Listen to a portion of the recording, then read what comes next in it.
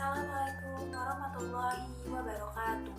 Halo semua, perkenalkan nama saya Erin Monika dari Universitas Pamulang, Program Studi Pendidikan Ekonomi, Fakultas Keguruan dan Ilmu Pendidikan.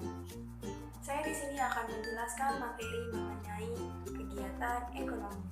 Sebelum itu, kita harus mengetahui tujuan pembelajarannya, di mana tujuan pembelajaran yang pertama yaitu untuk menjelaskan mengenai kegiatan ekonomi. Yang kedua, menjelaskan kegiatan ekonomi yang terdiri dari kegiatan produksi, kegiatan distribusi, dan terakhir kegiatan konsumsi. Tujuan ketiga yaitu untuk menjelaskan faktor-faktor yang mempengaruhi kegiatan ekonomi. Langsung saja kita mulai ke materi yang pertama. Yang pertama, saya akan menjelaskan mengenai definisi kegiatan ekonomi. Kegiatan ekonomi adalah usaha yang dilakukan oleh manusia untuk memenuhi kebutuhannya. Lalu, tujuan dari kegiatan ekonomi yaitu untuk menghasilkan barang dan jasa agar dapat memenuhi kebutuhan dan mewujudkan kebutuhannya. Kebutuhan ini dapat berupa kebutuhan barang maupun jasa, di mana dalam kegiatan ekonomi itu setiap kegiatannya melibatkan uang atau pertukaran produk atau layanan dalam kegiatannya. Lalu, selanjutnya, contoh daripada kegiatan ekonomi. Terdapat 3 contoh kegiatan ekonomi, di mana yang pertama yaitu produksi, yang kedua distribusi, dan yang terakhir konsumsi. Lalu kegiatan ekonomi yang pertama yaitu kegiatan produksi. Kegiatan produksi adalah suatu kegiatan yang menciptakan atau menambah nilai guna barang atau jasa untuk memenuhi kebutuhan manusia. Di sini terdapat contohnya yaitu petani mengolah sawah untuk menghasilkan padi, di mana petani ini melakukan produksi yaitu untuk menghasilkan padi. Lalu, apa saja yang mempengaruhi kegiatan produksi? Terdapat 4 faktor yang mempengaruhi kegiatan produksi. Yang pertama yaitu sumber daya alam, yang kedua sumber daya manusia, yang ketiga sumber daya modal, dan terakhir sumber daya pengetahuan. Kegiatan ekonomi yang selanjutnya yaitu kegiatan ekonomi distribusi. Kegiatan ekonomi distribusi yaitu kegiatan menyalurkan barang hasil produksi, di mana dapat berupa barang dan jasa yang diproduksi, lalu setelah itu dihantarkan atau didistribusikan ke pasar atau kepada penggunanya. Contohnya yaitu hasil barang dan jasa yang diproduksi harus diantarkan ke pasar atau kepada penggunanya. Misalkan beras hasil olahan petani yang diproduksi petani didistribusikan ke kota, di mana beras ini nantinya akan dikonsumsi. Lalu, apa saja yang mempengaruhi kegiatan distribusi? Terdapat 4 faktor yang mempengaruhi kegiatan distribusi, yaitu faktor pasar.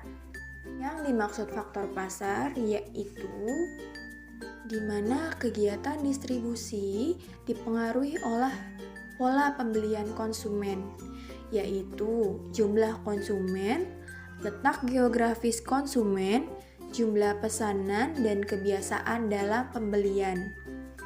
Faktor selanjutnya yaitu faktor barang, di mana faktor barang ini sangkut pautnya dengan nilai unit besar dan berat barang, mudah rusaknya barang, standar barang, dan pengemasan. Selanjutnya yaitu faktor perusahaan. Pertimbangan yang diperlukan di sini adalah sumber dana, pengalaman dan kemampuan manajemen, serta pengawasan dan pelayanan yang diberikan oleh perusahaan tersebut. Yang terakhir yaitu faktor kebiasaan dalam pembelian. Pertimbangan pada faktor ini diperlukan dalam kebiasaan pembelian, yaitu kegunaan perantara, sikap perantara terhadap kebijaksanaan produsen, volume penjualan, dan ongkos penyaluran barang. Yang terakhir yaitu kegiatan konsumsi.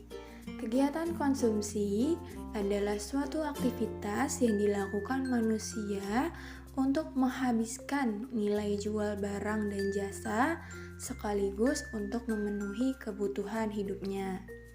Contohnya yaitu beras yang diproduksi oleh petani dibeli oleh sebuah keluarga, di mana beras ini diolah dan dikonsumsi untuk memenuhi kebutuhan dalam keluarga tersebut. Ini contoh daripada kegiatan konsumsi. Selanjutnya, faktor yang mempengaruhi kegiatan konsumsi, di mana terdapat 8 faktor utama yang mempengaruhi kegiatan konsumsi. Pertama yaitu pendapatan. Pendapatan adalah hal yang paling mempengaruhi kegiatan konsumsi, karena seperti yang kita ketahui, semakin besar pendapatan yang diterima seseorang, maka akan semakin besar pula daya belinya. Sebaliknya, jika pendapatan seseorang semakin kecil, maka akan semakin kecil juga kemampuan membeli atau menggunakan jasanya. Yang kedua, harga barang dan jasa. Biasanya, jika harga barang dan jasa meningkat, maka akan memperkecil konsumsi dari masyarakat. Namun, apabila harga sedang turun, pastinya mereka akan mengoptimalkan dengan memperbesar konsumsinya. Yang ketiga, adat istiadat dan kebiasaan konsumen. Seperti yang kita ketahui di Indonesia ini sangat menjunjung tinggi adat istiadatnya.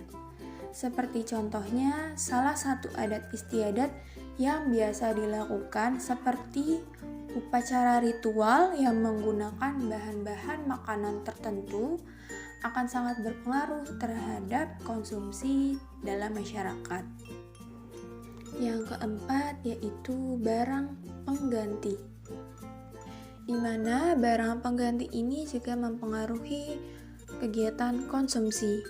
Apabila terdapat barang yang dapat digantikan fungsinya, tetapi dengan harga yang lebih murah, maka barang tersebut dapat mempengaruhi tingkat konsumsi seseorang. Kelima, jumlah penduduk. Seperti kita ketahui, jika jumlah penduduk di Indonesia itu sangat banyak sekali, dan besarnya penduduk di Indonesia ini akan berpengaruh kepada pengeluaran konsumsi dari suatu masyarakat. Karena suatu perekonomian yang memiliki penduduknya lebih banyak, maka pengeluaran dari konsumsinya pun akan lebih banyak dibandingkan dengan perekonomian yang jumlahnya sedikit. Faktor yang keenam yaitu banyaknya barang yang dikonsumsi. Pada umumnya, pengeluaran dari masyarakat untuk konsumsi ini dipengaruhi oleh banyak sedikitnya consumer durable, di mana barang konsumsi terpakai lama seperti halnya rumah, kendaraan, lemari es, dan sebagainya. Akibatnya, pengeluaran bertambah besar untuk membeli barang yang akan dikonsumsi. Selanjutnya yaitu dugaan masyarakat terhadap perubahan harga. Seperti yang kita ketahui, jika harga barang dan jasa tidaklah cukup stabil.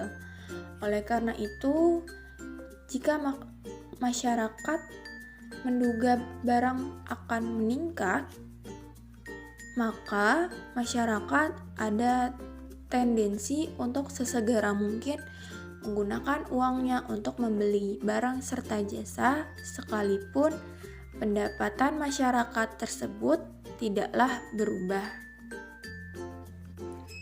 Faktor yang terakhir yaitu selera. Hal ini karena perbedaan dari sikap penggunaan dari keuangan dan selera masyarakat dalam berkonsumsi. Contohnya, jika masyarakat memiliki selera yang menurun dalam konsumsi, maka sudah pasti tingkat konsumsi juga akan menurun. Tapi sebaliknya, apabila selera konsumsi masyarakat meningkat, maka akan meningkat pula jumlah konsumsinya. Nah, jadi seperti itu yang dapat dijabarkan mengenai faktor-faktor yang mempengaruhi kegiatan konsumsi.